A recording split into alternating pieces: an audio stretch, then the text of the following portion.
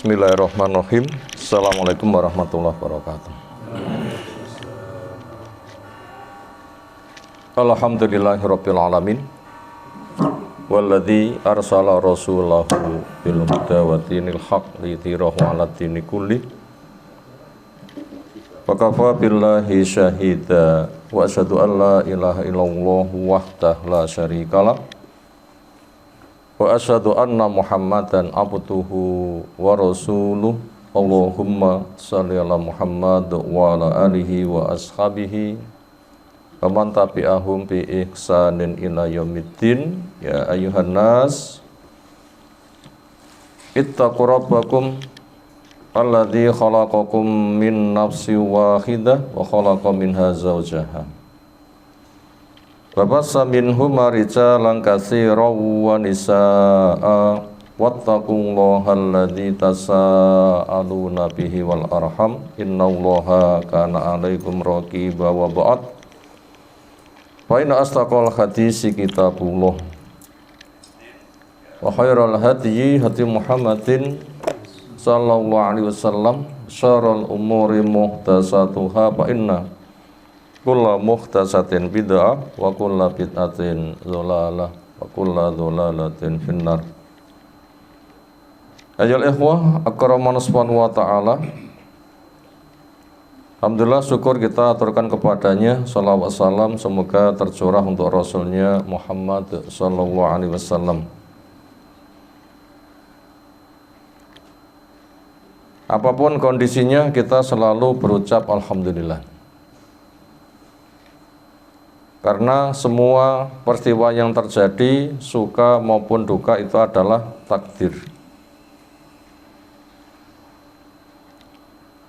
Bila yang kita dapatkan perkara yang kita merasa senang, suka, merasa mendapatkan anugerah, itu adalah karena fadilah dari Allah.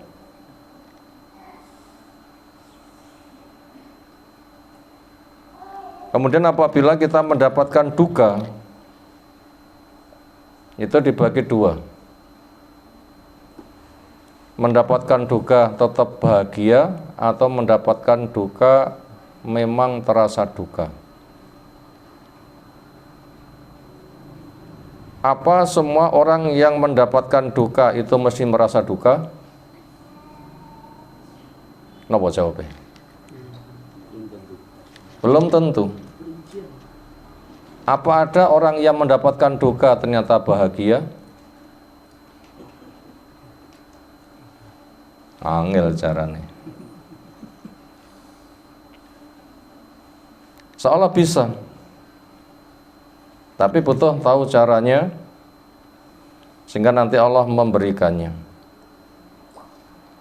Sekarang kita perinci sekilas. Orang mendapatkan suka karena fadilah, memang rahmat Allah itu terlalu besar.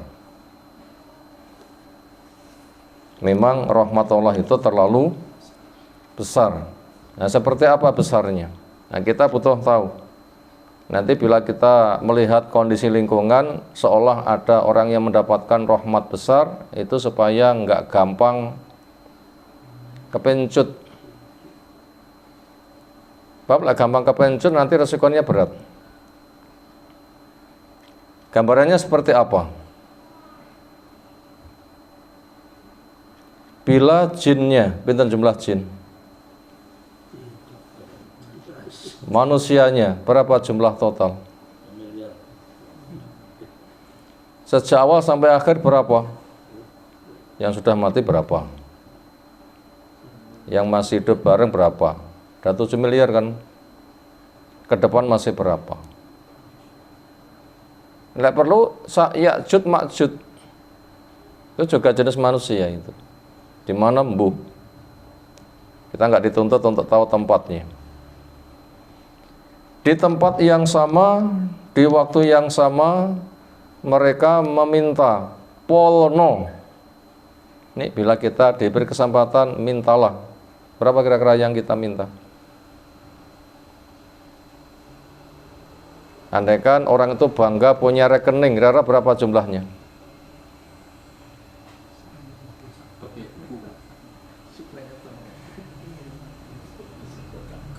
Andaikan kita ingin punya rumah yang kira-kira berapa habis biaya bangunnya?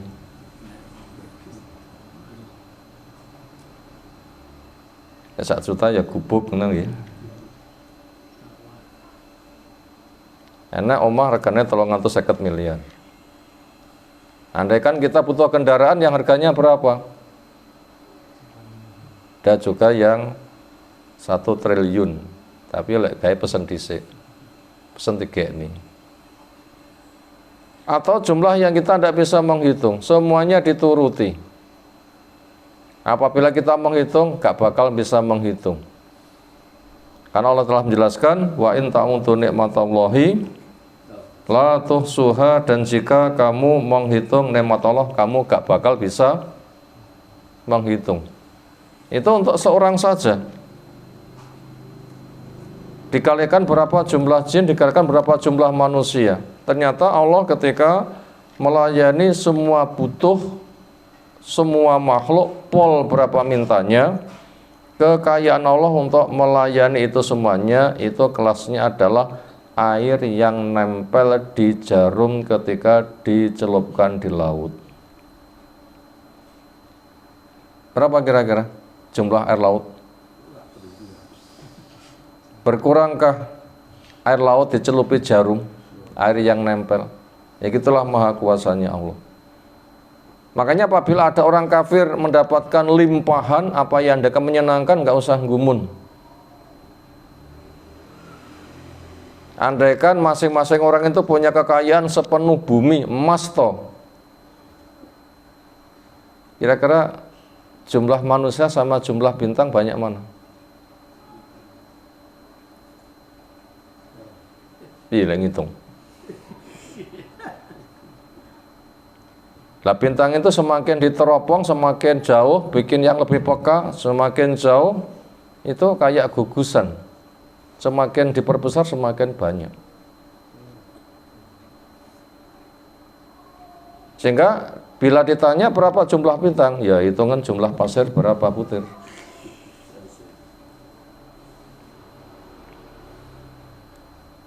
Itulah maha kuasanya Allah Subhanahu wa taala, maha kayanya Allah. Makanya bila kita melihat ada orang itu punya kelebihan, ojo gampang gumun. Kenapa? Lek nganti gampang gumunan, terus kepenjot, wisuk dajjal teko ya promosi kenikmatan.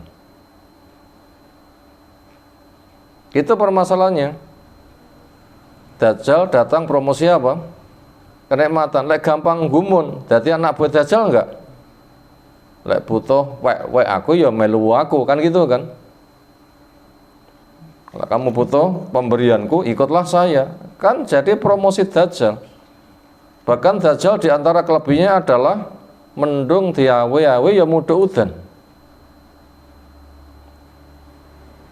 Padahal bila orang itu sedang kering hujan lalu membuat hujan buatan, gimana cara bikin hujan buatan? Nyewa pesawat terbang, nggawa bom. Bomnya itu adalah garam. Ngebom apa?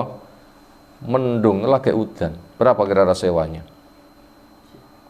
Nyewa pesawat terbang yang ngebom mendung pakai garam, berapa sewanya? Andaikan dibom kemudian turun air, kira-kira berapa yang terguyur hujan gara-gara bom-boman tadi? Itu sangat terbatas sekali. Sementara biayanya sudah habis-habisan. Makanya kita dibikin tentang cinta kekayaan itu bentuknya adalah surga. Karena dunia bersama isinya itu kelasnya hanya selembar sayap nyamuk di depan Allah Subhanahu wa ta'ala. Makanya daripada itu, berbagai macam kenikmatan yang didapatkan manusia itu semata fadilah barang turah, bukan tanda cinta Allah Subhanahu wa ta'ala. Makanya kita tinggal mensyukuri saja. Bisakah kita menggunakan nikmat untuk modal ketaatan? Bila bisa, itu nanti akan dilipat gandakan. Bila nggak bisa, itu berat. Kemudian, bila musibah itu dibagi dua. Musibah semata musibah atau musibah sebagai peringatan? Musibah semata musibah, orang mendapatkannya ridho. Tapi musibah sebagai peringatan karena dipancing oleh dosa. Tandanya orang musibah sebagai hukuman dari dosa itu adalah terasa berat untuk ia tanggung. Siapa orang terkena musibah ternyata rasanya biasa? Semisal Abu Bakar, sampai ketika sakit nggak mau diobati. Kenapa? Dosa itu punya dosa, tidak bisa dihindari. Saya punya amal, saya tidak tahu diterima apa enggak. Makanya karena saya tidak tahu amalku diterima apa enggak, sementara dosaku mesti, maka yang kupikir adalah bagaimana saya menggugurkan dosa. Ingat ini, amal, walaupun beramal, sudah tahukah dijamin diterima? Belum. Tapi lihat dosa, nyata enggak? Nyata. Maka yang nyata inilah yang diselesaikan. Apa? Semoga musibahku sebagai penggugur dosaku. Karena mau tidak mau nanti pasti akan melewati neraka. Jangan sampai dosaku digugurkan dengan neraka. Kalau sampai dosaku digugurkan dengan neraka, berarti pol. Tapi lek dosaku digugurkan dengan musibah dunia, JNS sing nulung. Sakit ada yang ngindangi enggak? Masih ada kan?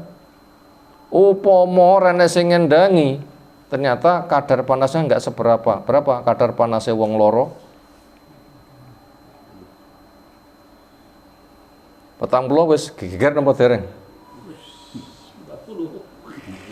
Oh, yang lah nggih.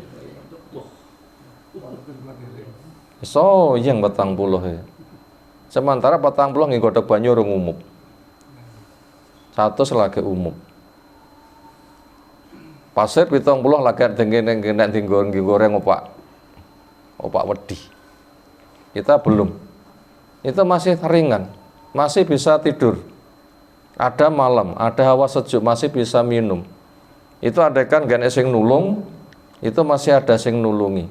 Itu musibah dunia, nggak seberapa, itu kecil. Itu bila dibanding dengan daripada dosaku digugurkan dengan neraka, masih mending dosaku digugurkan dengan musibah dunia. Saya kena musibah berarti jelas saya punya dosa. Makanya proses itu sedang dijalani saja. Makanya ketika Abu Bakar kena sakit nggak mau berobat. Kenapa? Itu ada rasa kebahagiaan. Alhamdulillah dosaku digugurkan dengan musibah dunia, sehingga terasa ringan. Sak ngrekoso wong sing ngrekoso itu masih bisa tertidur. Semoga Allah memberikan afiah keselamatan pada kita semuanya. Bukannya kita ngomong gitu kok kuat nompo ujian juga enggak. Tapi kita memahami permasalahannya. Maka daripada itu, apa yang sedang kita jalani, yang ada adalah kita hanya bisa berucap Alhamdulillah. Ketika itu kenikmatan, ya kita berucap Alhamdulillah binikmatihi tatimmus sholihat. Yang di situ kita nanti terdorong untuk semakin meningkatkan ketaatan kita. Pujian diaturkan kepada Allah yang dengan nikmatnya amal soleh semakin sempurna. Nah, gimana kita semakin nambah-nambahi. Demikian juga ketika mendapatkan musibah juga alhamdulillah. Cuma enak gandengane. Napa gandengane? Ala kulli hal. Allah dipuji di semua keadaan. Nah, ya seperti itu. Di semua keadaan. Kenapa? Karena ada hikmah di balik musibah. Apa? Satu, mengingatkan kita seorang hamba. Buktinya apa? Kena musibah nggak bisa menghindar. Dari sini batalah pengakuan Fir'aun dan kelompok Qadariyah. Batalah pengakuan Fir'aun dan kelompok Qadariyah. Napa pengakuan Fir'aun? Ana rabbukumul a'la. Saya Tuhanmu yang paling tinggi. Kenyataannya betulkah pengakuan dia? Gagal total. Bukti ini kedelep nang jero banyu nggak bisa mentas.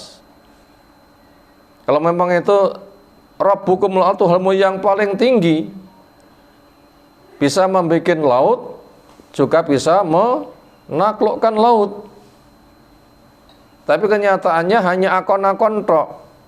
Tuhanmu yang paling tinggi membuat laut juga tidak bisa. Ketika tenggelam menyelamatkan juga tidak bisa. Akhirnya pembualnya Fir'aun konangan yang mengatakan saya Tuhanmu yang paling tinggi. Demikian juga batal juga akidah Qadariyah. Napa akidah Qadariyah? Enggak ada ketetapan takdir dari Allah, masing-masing wong gawe takdiri dewi-dewi. Betulkah pengakuan dia kabeh wong iso gawe takdiri dewi-dewi? Lek kabeh wong iso gawe takdiri dewi-dewi, engko mesti digawe ganteng terus, nom terus, seneng terus, mesem terus, gak akan tua, gak akan mati. Ternyata terwujudkah kemauan itu? Gak bakal. Itu menunjukkan batalnya akidah apa? Qadariyah. Itu ada hikmahnya musibah itu. Apa? Pembuktian kita betul-betul hamba.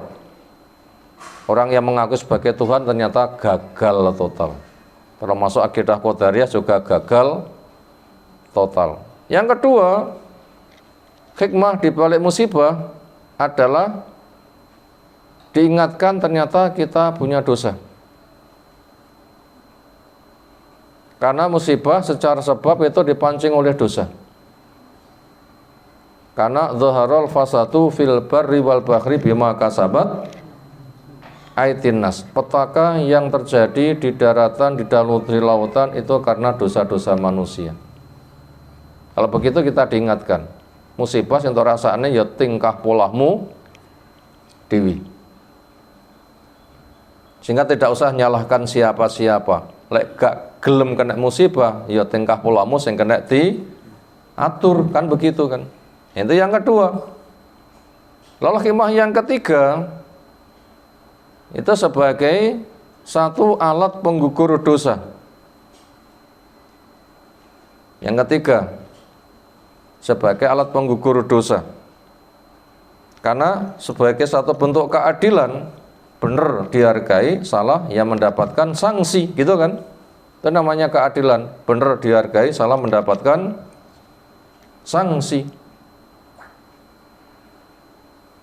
Sehingga apabila orang itu mau berpikir demikian, karena musibah itu nanti akan diridhoi. Kenapa? Memang ini cara membersihkan dari salahku. Lalu yang keempat, sebagai media kesyukuran. Jadi musibah itu bisa syukur. Terus bunti caranya kena musibah bisa syukur. Daripada saya dibersihkan dengan neraka, masih mending dengan dibersihkan dengan ini. Daripada saya dibersihkan dengan neraka, masih mending dibersihkan dengan cara ini. Ya, kenyataannya kena dosa, kudu dibersihne yuk. Gimana? Itu ada kesyukurannya kalau begitu. Ini butuh paham, butuh berdoa, butuh latihan. Paham toh nggak cukup tanpa latihan. Latihan toh nggak cukup tanpa minta bantuan. Karena latihan saja kemampuan kita terbatas. Sementara musibah itu adalah besar. Nah, maka itu butuh tuh ke sana. Itu butuh ke sana. Itu ada hikmahnya. Kemudian apabila seperti itu, ternyata yang keempat, yang kelima, media untuk semakin dekat kepada Allah Ta'ala. Media semakin dekat kepada Allah Ta'ala. Kenapa? Karena orang itu terkena musibah memang fungsinya untuk menggiring kepada Allah. Sebab kalau orang itu nggak diberikan musibah, like kemlindine pol. Orang tahu kena musibah, kemlindine pol. Nah, kena musibah nanti biar balik kepada Allah. Apa contohnya? Orang kena musibah jebule bertekuk lutut di depan Allah Ta'ala. Apa contohnya? hatta idza raqibu fil bahri wa ja'ahumul mauju min kulli makan ta'awullaha mukhlishina lahuddin. Sehingga ketika mereka mengarungi lautan, datang kepada mereka ombak dari segala penjuru. Sak gede-gedene kapal di laut, ketika sedang terjadi gelombang, berapa perbandingan gedene gelombang dengan gedene kapal? Berapa perbandingan gedene gelombang sama gedene kapal? Mungkin kelasnya kapal sak gede apa wae, sak kelas driji, gedene gelombang gunung. Sudahlah, kapal itu gedene seberapapun, ketika sedang terjadi gelombang, itu kelasnya kapal itu adalah driji di tengah gelombang gunung. Bisa apa? Jadi bila sudah kayak begitu, kapal itu dimatikan mesinnya, nggak ada gunanya dinyalakan. Yang ada itu hanya gini saja, hanya gitu saja. Nah, penumpangnya kaya ngopo? Bukan semata muntah dari atas, juga keluar dari bawah. Yang pantasnya keluar dari bawah, saking nemen kocok-kocokannya keluar dari atas. Ayo kaya ngopo rasane? Sing pantasnya metu kok ngesor, naik ke atas bukan kaya ngopo rasane. Sudah ngeliling nggak ada daya, kepala pusing, perut nggak karuh-karuan, wes. Yang ada itu hanya mati. Dikala itu mereka mengatakan, ya Allah, ya Allah, ya Allah, ya Allah, ya Allah. Karena semua yang diandalkan nggak ada. Sampai jimat-jimat kayak apapun nggak ada. Sampai dicelukne Nyi Roro Kidul. Kira nomor HP ini Nyi Roro Kidul.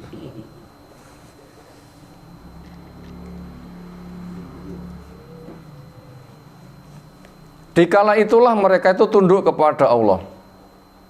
Ini fungsi musibah mengembalikan manusia kepada Allah Subhanahu wa ta'ala. Begitu. Kalau begitu musibah itu hikmahnya besar. Makanya Allah membuat musibah itu tidak pernah dzalik. Makanya yang ada adalah hanya kita katakan Rabbana ma khalaqta hadza subhanaka faqina azabannar. Ya Allah, tidak ada sesuatu yang kau cipta sia-sia, engkau suci dari kesia-siaan, kamilah yang banyak melakukan kesia-siaan, maka untuk itu ampunilah kami dan jaga kami dari api neraka. Nah, ini ayat kita baca yang dibimbingkan setiap kali selepas dari tidur, bangun tidur. Rabbana ma khalaqta hadza batila subhanaka faqina adzabannar, sekitar 11 ayat terakhir dari surah Ali Imran. Pun ajak napa dereng wungu king sarene terus maca 11 ayat Ali Imran. Direnungi itu. Itu membimbing kita luar biasa menghadapi ketetapan takdir. Itu nanti bila kita menjiwai, itu sarapannya super bergizi. Ngalahne sarapannya napa? Punten pecel. Nah, isu-isu awannya ada punten pecel ya enak lah ya. Itu sarapannya adalah zikir. Rabbana ma khalaqta hadza batila subhanaka faqina adzabannar. Hari ini jadwal yang ada itu di TKIT Dinuna Jatinom Blitar, karena ada sesuatu, kayaknya ada saudara kita yang meninggal di daerah Kademangan. Semoga yang meninggal diberikan husnul khotimah, dosanya diampunkan, dirahmati, dimudahkan untuk menjawab pertanyaan kubur, tidak mendapatkan siksa kubur, sehingga ketika tanya bisa menjawab dan akan dikatakan silahkan tidur yang nyenyak, semoga kelak kita berkumpul di surga Allah Ta'ala. Ya tadi tidak ngerti ada apa, ya cuma ada sesuatu, maka diliburkan yang gitu saja. Karena berita terakhir ada yang meninggal seperti itu, maka dari waktu yang ada supaya manfaat, nanti saya minta pada Pak Toha, ada rencana gimana Pak Toha? Mungkin ada tempat kita bisa ngumpul kajian, Pak Toha yang gerilya. Nek ngerti nggak nih mbuh? Di mana tempatnya saya tidak ngerti. Hanya bertanya bisa jadi ada rencana. Ternyata Allah takdirkan di sini. Semoga Allah memberkahi kita semuanya, memberkahi tuan rumah yang telah menyediakan tempat kita untuk bermajelis. Ini merupakan taman surga. Semoga kita berada di taman surga di dunia, yang kelak juga akan berada di taman surga Allah di surganya nanti. Allahumma amin. Materi yang kita angkat masih melanjutkan syarah Hilyah Thalibil Ilmi, hiasan pencari ilmu. Tian niku pengen tampil cakar nopo tampil pating selembreh? Pating selembreh niku nopo? Pacaknya ra karuan. Dene jenenge pating selembreh. Lepasan di sana nopo pating selembreh niku? Kumel, kumuh, dekil napa malih? Acak-acakan, compang, camping, dan cakapnya itu karena hiasan. Dan tidak ada hiasan yang paling bagus kecuali hiasan ilmu. Karena al-ilmu nurun, ilmu itu cahaya. Tapi tidak boleh diterjemah nih. Al-ilmu nurun gak boleh diterjemah nih. Lah diterjemah nih malah al-ilmu nyontek nah lagi. Nurun itu nawa. Nyontek, itu tidak boleh diterjemahkan. Ilmu itu cahaya, nurun itu baca cahaya bahasa Arab, sendas nurun bahasa Jawa lah nggih. Engko nurun bahasa Jawa dia terjemahan malah nyontek ya malah kacau. Ilmu itu cahaya. Semakin banyak ilmu semakin besar cahayanya. Karena segala sesuatu itu pakai ilmu. Tauhid itu pakai ilmu, salat pakai ilmu, jihad pakai ilmu. Maka ilmu merupakan jihad yang paling besar. Belum ada perang, ilmu sudah dikatakan jihadan kabiro. Itu siapa yang punya dia nanti akan terhias. Orang punya dunia suruh jaga, orang punya ilmu dia dijaga oleh ilmu. Semoga kita terjaga oleh ilmu kita semuanya. Masuk kepada 6 cara untuk mencari ilmu. 6 ini merupakan kesimpulan dari Fadilatul Syekh Bakar Ibnu Abdillah Abu Zaid.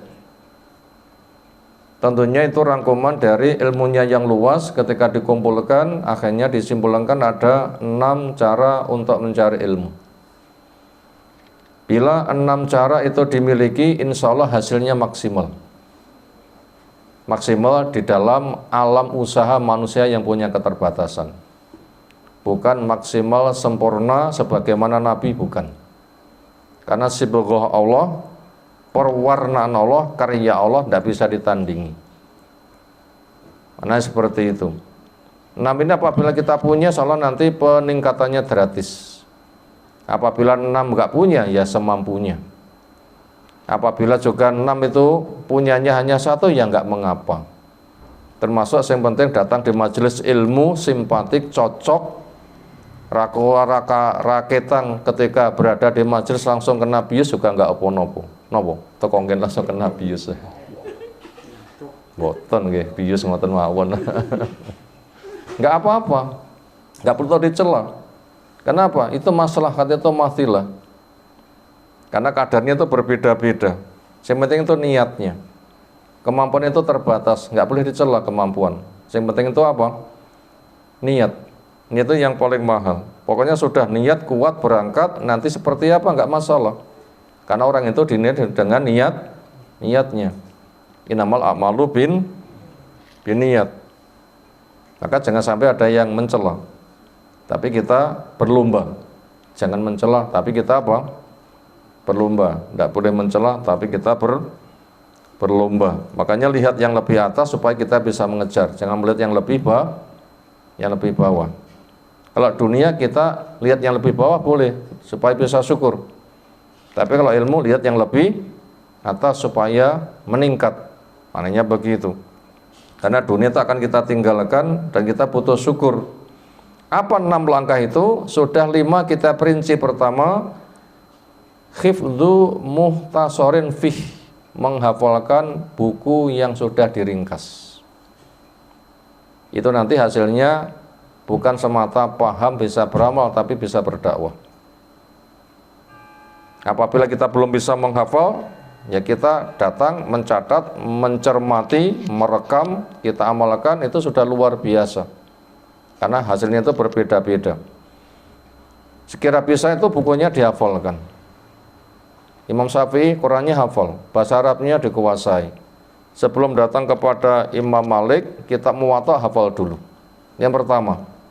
Yang kedua, dhabtuhu ala syaikhin mutqin ma'as syarhih,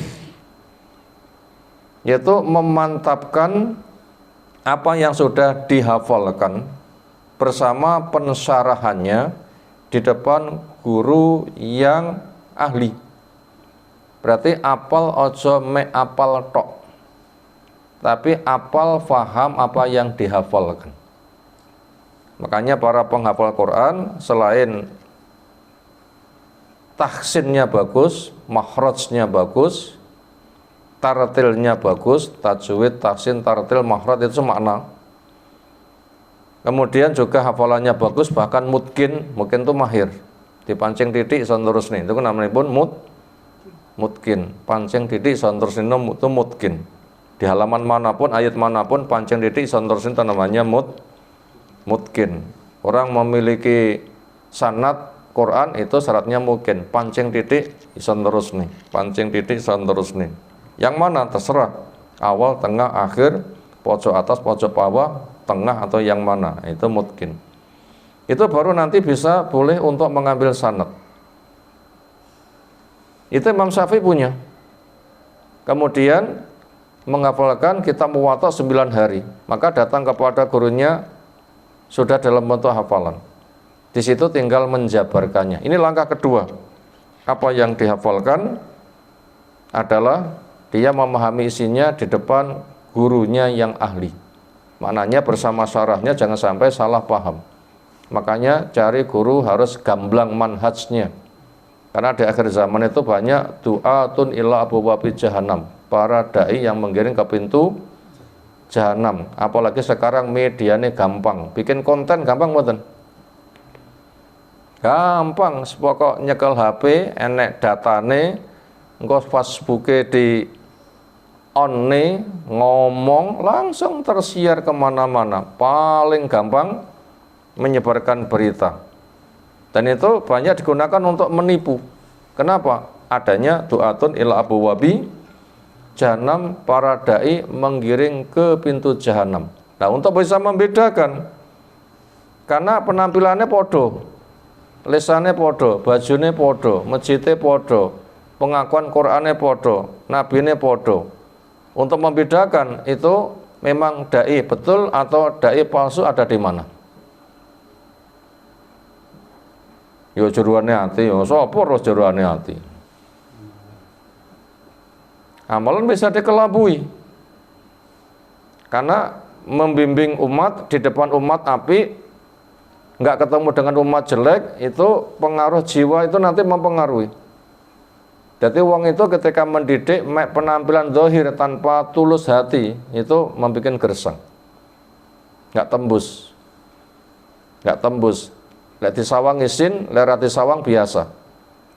Tapi apabila itu memang tembus ke hati, nanti akan merasa diawasi oleh Allah, walaupun nggak disawang manusia, dia akan tetap.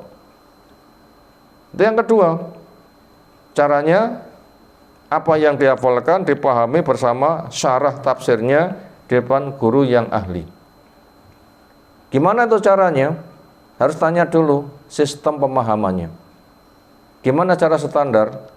Al-Quran dipahami dengan, ditafsirkan dengan sunnah yang sahih, dipahami, diamalkan sebagaimana para sahabat. Itu cara yang beda nih. Harus diamalkan dan ikhlas, nggak ada tendensi dunia. Kira-kira golek wong sing ngoten niku kaya petan napa kaya nyapu resek? Golek wong yang punya pemikiran begitu, kaya petan napa kaya nyapune resek? Napa kaya petan ya? Ya tumone mek sita nek sirah rambutnya akeh, piye golek tumo sita nek sirah rambutnya akeh? Kesel mboten? Kesel. Ya makanya kita cari guru kaya ongpetan. Ya seperti itu, enggak kaya nyaponi resek. Napa nyaponi resek ya? Ya harusnya kan belajar ada di mana-mana. Itu penting itu, karena nanti akan meresap, akan diamalkan, akan jadi pijakannya. Kalau sudah salah pemahaman, berisiko itu. Lalu yang ketiga, adamul insighal, adamul istighal bil mutawwalat wa tafarikil musannafat qabla dhabi wal itqan li asli. Tidak masuk kepada pembahasan sing jelimet apabila memang belum punya dasarnya. Ini yang ketiga, tidak masuk pada pembahasan sing jelimet bila belum punya dasarnya. Ini kira-kira orang kayak kita ini pantasnya jelimet napa sing ketok meleh-meleh mawon. Lalu untuk mengetahui hari Jum'ah itu ada satu waktu mustajab. Sapa sing berbarengan dongane di waktu mustajab, itu dongane kabul. Kapan waktu yang ada itu? Sampai 40 pendapat. Ayo, jelimet ora? Ki jam pira kira-kira ngono ki lho. Ini dalilnya ini dalilnya ini dalilnya ini. Kira-kira ngitung tok enggak apal. Apane memahami dalili. Akhirnya enggak usah masuk kepada sing jelimet-jelimet. Gimana cara yang simpel? Keh non donga, itu paling penak. Keh no donga paling penak. Mosok panggah donga ora lungguh. Sapa sing ngongkon donga karo lungguh? Nyapu kalian donga saged mboten? Marut kamil kalian donga saged mboten? Sepanjang perjalanan karo donga mboten? Saged mboten? Engko nek mobil mewah karo lenggel-lenggun ngrungokane musik. Iya. Karo donga. Jadi donga itu tidak bisa putus. Kesimpulannya perbanyak donga. Apabila tidur juga ndonga di dalam tidur. Piye cara ndonga pada tidur?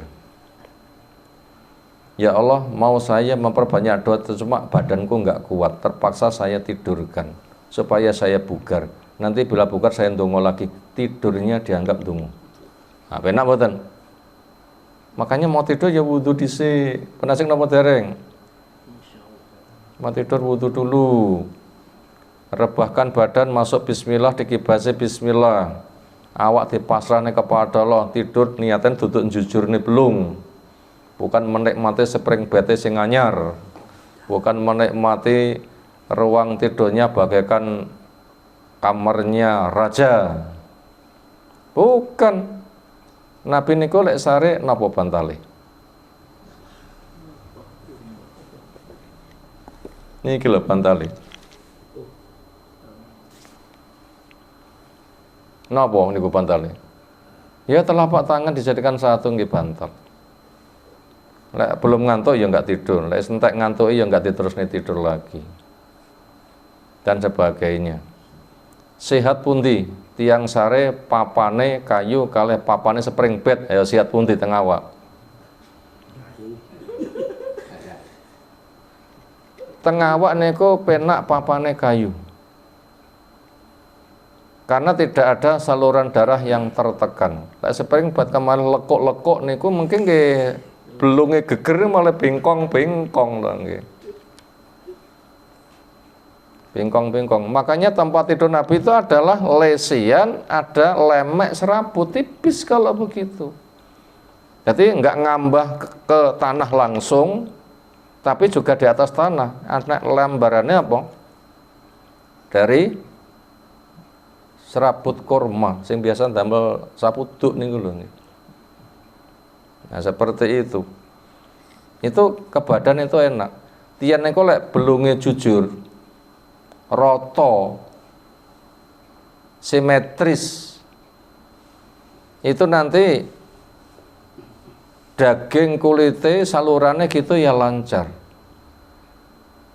Lek saluran itu lancar, awak itu sehat. Termasuk tiang kena penyakit jare saraf kecepit niku masalah kan awak kan bengkong-bengkong to nggih. Oleh kecepit. Lek saya kena penyakit napa? Saraf kecepit ya wis entek tenagane lho. Resiko.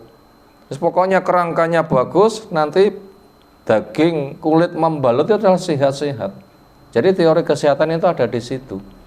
Makanya tidurnya Nabi itu adalah di hamparan enak serabut tadi. Bukannya saya malah menghalangi sarene spring bed ojo ya ora lah.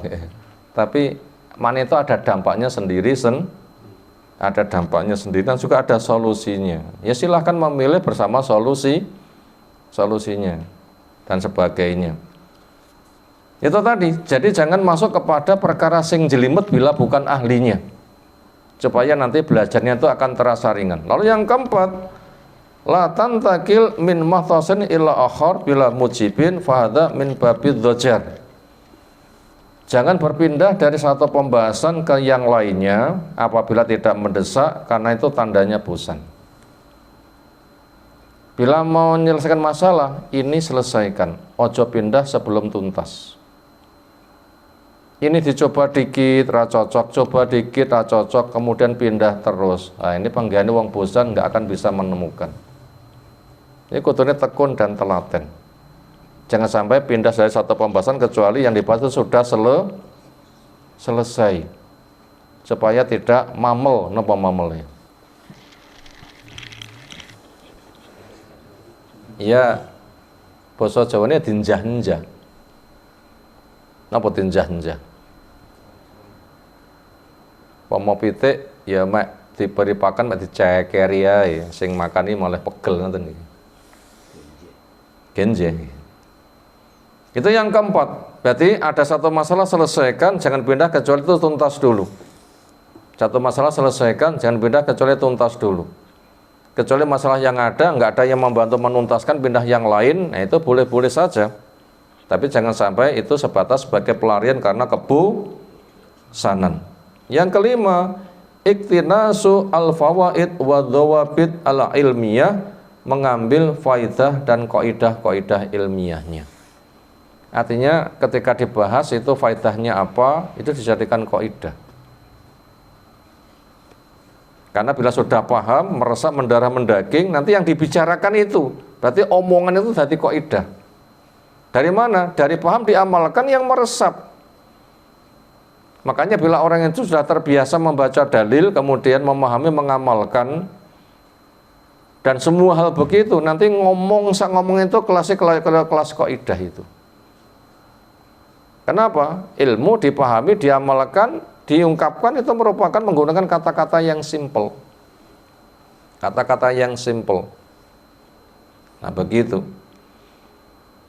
Itu sudah 5 poin kita pelajari. Sekarang kita akan masuk pada poin yang ke-6. Semoga nanti terselesaikan di kesempatan kali ini. Yang ke-6 bersama syarahnya, yaitu jam'un nafsi li tolab wa taraqi fih, membulatkan tekad di dalam mencari ilmu dan berusaha untuk meningkat. Sifatnya hobi dan dinikmati dan berusaha untuk ditingkatkan. Tian niku golek ilmu lera hobi itu hanya pindah-pindah saja. Membaca ra paham pindah buku, enggak paham pindah buku, enggak akan paham. Tapi apabila hobi, selesai, meningkat. Harus menyelami. Ini memang alamku itu adalah menyelami ilmu dan berusaha untuk meningkat. Wal ihtimam, dan fokus, wa tarakki, dan semangat litahsil, untuk mendapatkan hasil. Wal buluk ila ma fawqahu, dan berusaha menggapai apa yang menjadi tingkatan atasnya. Hatta tafidhu, sehingga dia masuk ilal mutawwalat, kepada pembahasan yang luas, bisa bilatin, dengan kemantapan, musiqatin, lagi percaya diri. Berarti kita ngaji, kita cari ilmu, itu kita jadikan hobi, bukan sebatas mengisi waktu longgar. Nanti apabila kita sudah terasa hobi, kita nanti akan memahami, menerapkan dan meningkatkan. Sebab kalau orang itu tidak punya hobi ya sulit. Karena kulun ya'malu ala kilatih, masing-masing orang berbuat sebagaimana kebiasaannya. Bila sudah hobi diresapi mendarah mendaging, meresap senang tambah neh, meresap senang tambah neh, sehingga nanti akan menjiwai seluruhnya. Makanya itu butuh ihtimam, fokus, butuh taharruk. Taharruk dari kata haroko, harik niku kebakaran. Taharruk berarti apa? Membakar semangat, semangat yang membara untuk mendapatkan hasil. Berarti punya ambisi, ambisius, ingin mendapatkan hasil. Kalau perlu nanti ditargetkan. Kemudian ada al-bulugh ila ma faqahu, berusaha menggapai tingkatan berikutnya, sehingga nanti masuk kepada pembahasan yang luas dengan penuh kemantapan dan percaya diri. Ini tulisan dari Syekh Bakar Ibnu Abdillah Abu Zaid rahimahullah ta'ala. Sekarang kita masuk kepada pensyarahan. Ada beberapa baris Allah kita baca. Kata mu'alif Syekh Utsaimin rahimahullah ta'ala, yang keenam, jam'un nafsi li tolabi wat taraqi fih, membulatkan tekad untuk mencari ilmu dan berusaha untuk meningkat. Wal ihtimam wat taharruk li tahsil, punya sikap yang fokus dan semangat, ambisi untuk mendapatkan hasil. Wal bulugh ila ma fawqahu, dan ada keinginan menggapai untuk tingkatan berikutnya, hatta tafidho ilal mutawalat, sehingga dia nanti akan masuk kepada pembahasan yang lebih luas, bisa bilatin muwatsaqatin, dengan penuh kemantapan dan percaya diri. Hadza aidon, ini juga muhimun, penting. Ayat jamal insan, supaya manusia membulatkan tekad nafsahu pada dirinya, litolab, untuk mencari. Fala yusattituha yaminan wa yasaron, jangan sampai dia tertolehkan nganan dan ngiri. Yaumun yatlubu ilma, sehari cari ilmu. Wa yaumun yufakiru, dan hari yang lain, fi umur ukhra, pada perkara lain, tasrifuhu anitolab, yang bisa memalingkan dari usahanya mencari ilmu. Niki pengalaman kalau disambati santri. Belum masuk semangat, beberapa hari semangat. Berikutnya mikir, Ustaz, nanti bila lulus dari sini ijazahnya bisa digunakan untuk ngelamar pekerjaan nopo. Ya enggak enak jaminan, itu sebatas penyemangat untuk belajar. Lah kalau nyelot gede, nggih butuh badhe rapi, mengke lek mboten asal penggawean klodos pundi. Lek fokus belajar sing dipikir ngono, mungkin kok perapalan mboten? Kok perapalan. Akhirnya malah setengah-setengah, mempelajari paham-paham, kepikir kuwi, akhirnya kalau pamit 2 bulan badhe teng Kalimantan apa golek dhuwit dhisik. Nah, kok balekna panggil ilmune lekas kondul nah lek manggil lagi. Mlebu rong sasi, cuti rong sasi dan sebagainya. Bukannya itu salah, tetapi hasilnya kurang nyambung. Bukan itu salah, tapi hasilnya kurang nyambung. Maka di sini kita diimbau hasil yang maksimal. Makanya harus ada pembulatan tekad. Ojo nganti berpindah apabila yang sedang dibahas tidak paham. Cari sampai paham, sampai ketemu. Sampai ketemu. Jangan sampai bersifat doknyeng. Napa doknyeng niku? Lewayasir ya koyok-koyok watu dikletaki. Lewayah rasir ngombe banyu rokolu ngoten nggih. Ya ndak boleh, itu supaya selalu dijaga kebulatan tekadnya. Sehingga nanti akan bertambah 1 poin, bertambah 1 poin, bertambah 1 poin, nanti lama-lama nanti akan luas. Dan memang itu butuh waktu dan butuh sabar. Ada pengalaman ngopeni santri, ada yang rumangsa pangkah nggak iso, minder. Akhirnya waktunya tamat juga. Setelah itu dapat tugas. Di tempat tugasnya, loh, aku ngene kok ya iso, loh, ngono kok ya iso. Bana aku iso ya. Ketika berkumpul dipraktekkan nanti baru tampak. Ketika sedang berproses inilah butuh apa? Kesabaran. Kenapa? Karena tambahnya ilmu itu bukan bagaikan membalet telapak tangan, bertahap. Walaupun sudah menguasai tapi kalau belum praktek, belum terasa. Makanya target waktu selesaikan dengan hasil yang maksimal, nanti terjun, nanti akan terasa di situ. Aku iso. Itu butuh kesana. Makanya itu butuh pembulatan tekad, tidak boleh ketika terasa berat berpaling ditinggalkan, nanti kangen diulang lagi dan sebagainya. Itu nanti hasilnya bisa menjadi minim. Bal ajmi an-nafsa ala dzalik, tetapi bulatkan tekadmu untuk hal itu. Madumta muqtani'an, selagi kamu meyakini bi anna hadza huwa manhajuka wa sabiluka, bahwasanya mencari ilmu itu memang jalan yang kamu tempuh. Beliau memang sudah sadar saya sedang mencari ilmu, termasuk dapat mandat dari orang tua, mondok selesaikan.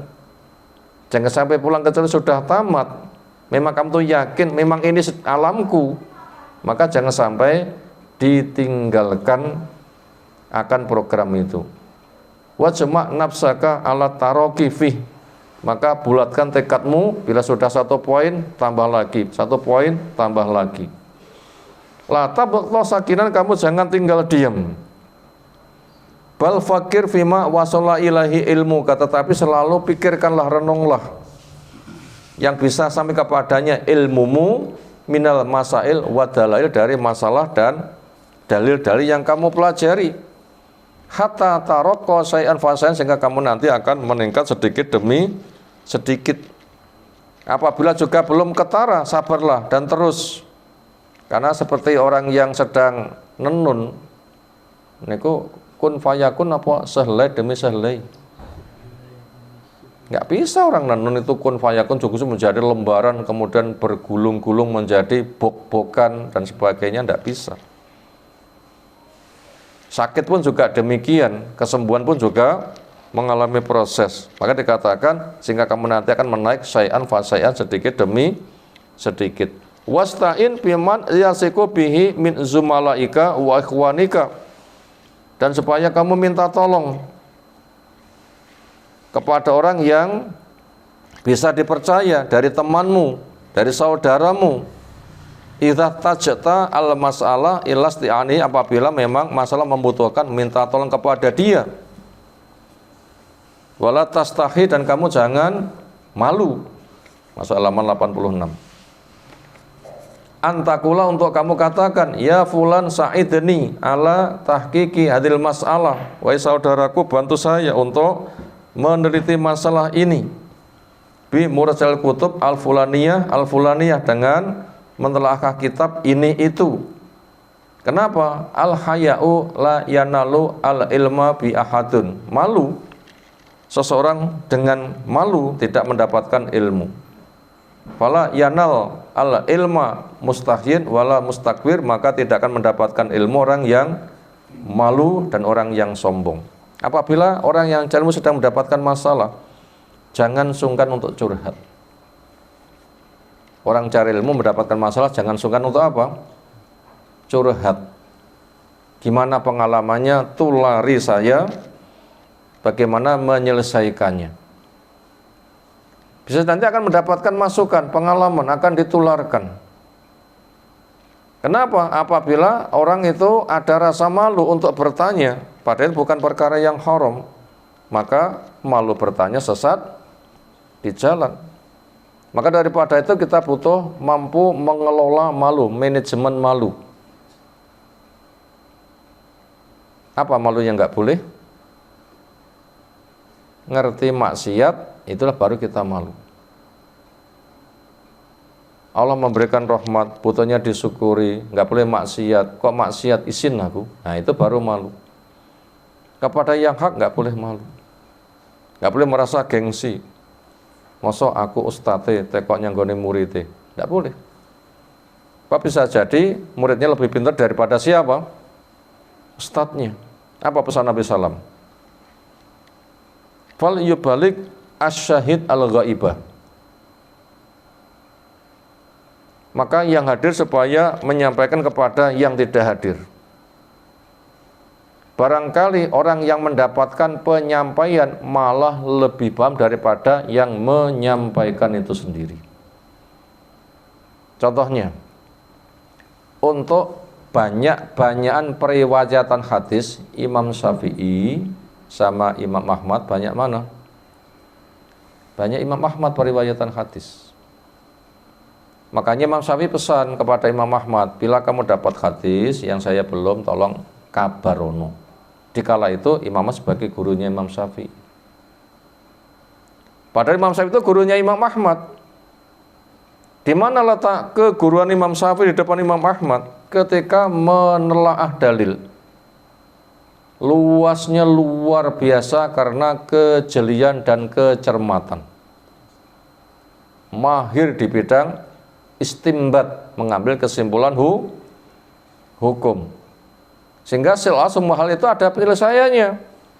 Kenapa? Karena saking jelinya ketika mengambil kesimpulan hukum.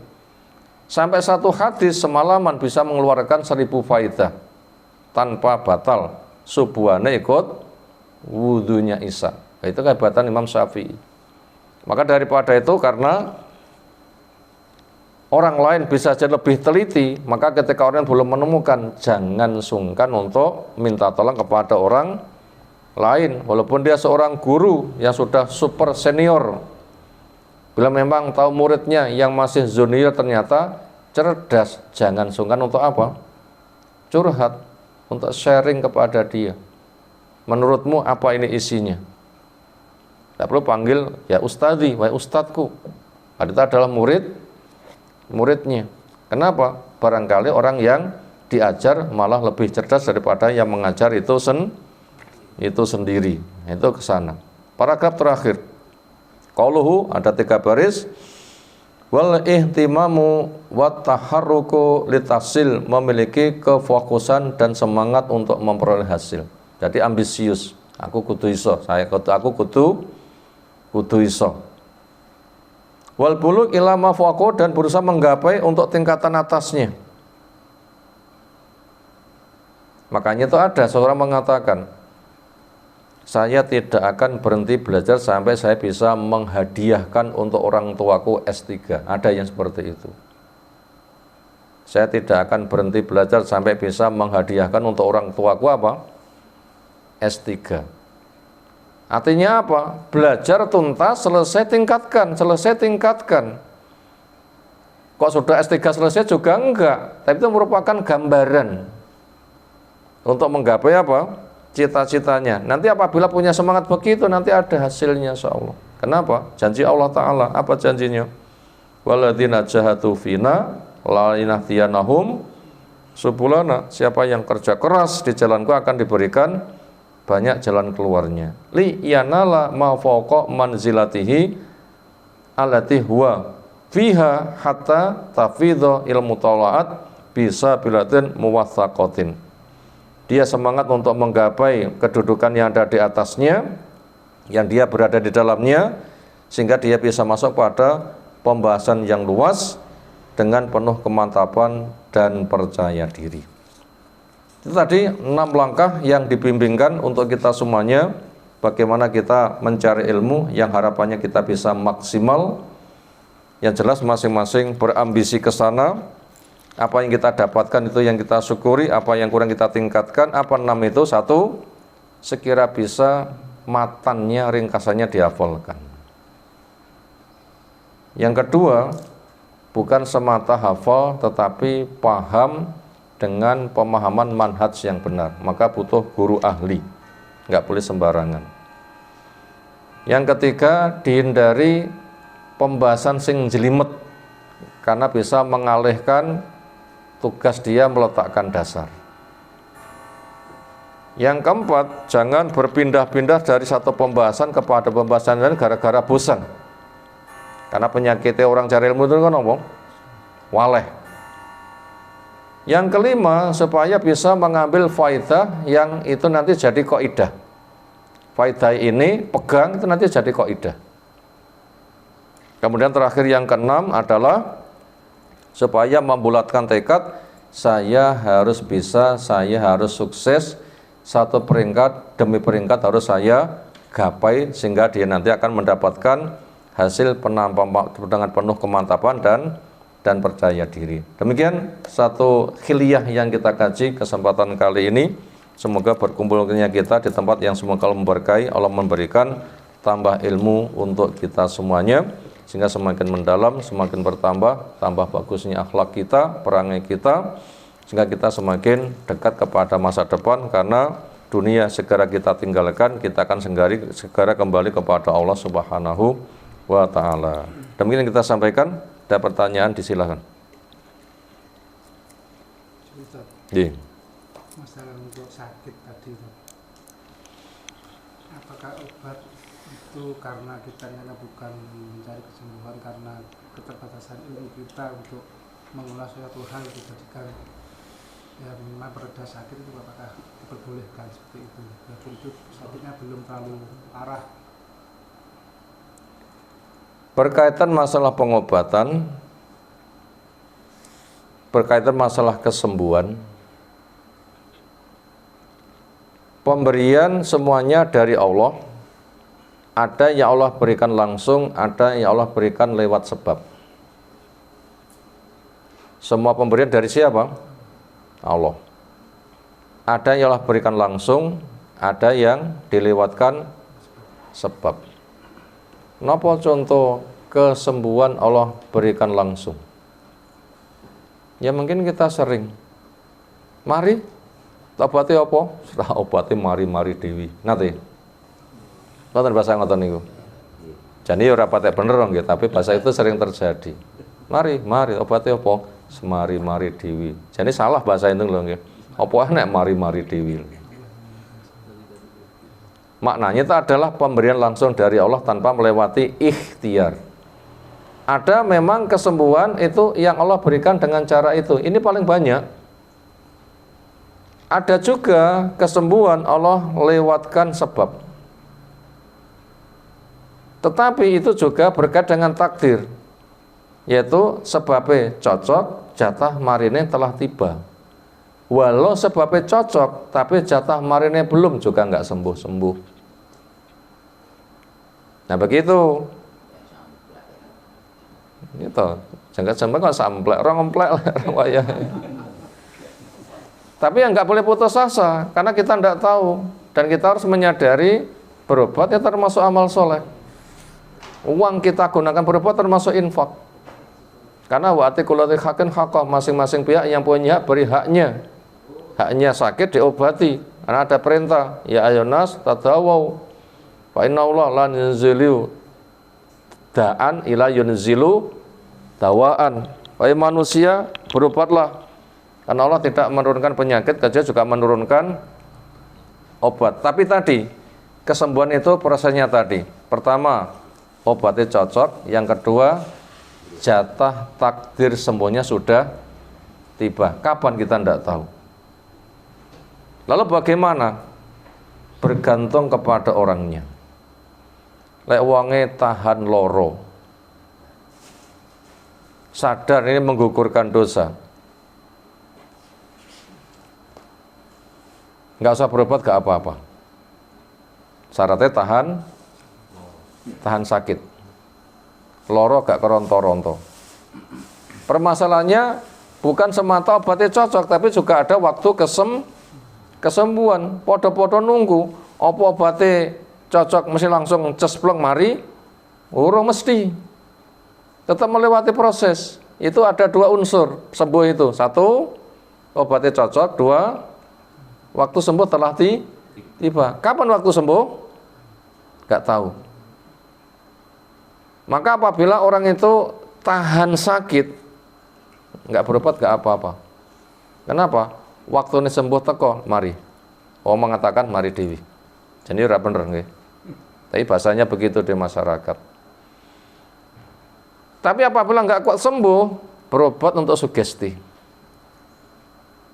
Nggak tahan sakit, berobat untuk apa? Sugesti. Minimal membantu meredakan nyeri. Apa setiap yang nyerinya reda itu mesti mari? Oh, jurung mesti loh ya. Karena dikira mari gara-gara enteng, perang dina malah kelepek neh luwih nemen ngono ya. Nah gitu bahasanya. Jadi kesembuhan ada dua. Pertama Allah berikan langsung tanpa sebab, yang kedua dilewatkan sebab. Yang dilewatkan sebab ini ada dua unsur. Pertama, obatnya cocok, kedua waktunya telah tiba. Kapan waktunya tiba kita tidak tahu. Akhirnya antara yang berobat sama tidak itu podo-podo nunggu. Akhirnya nunggu pakai obat atau nunggu pakai obat? Jawabnya lihat kemampuan orangnya. Lek tahan sakit nunggu nggak usah berobat, tapi lek nggak tahan sakit nunggu sambil berobat sugesti peredanya nyeri. Nah gitu jawabannya Allah. Apalagi demikian kita sampaikan. Subhanakallahumma bihamdika asyhadu an la ilaha illa anta astaghfiruka wa atubu ilaik. Assalamualaikum warahmatullahi wabarakatuh.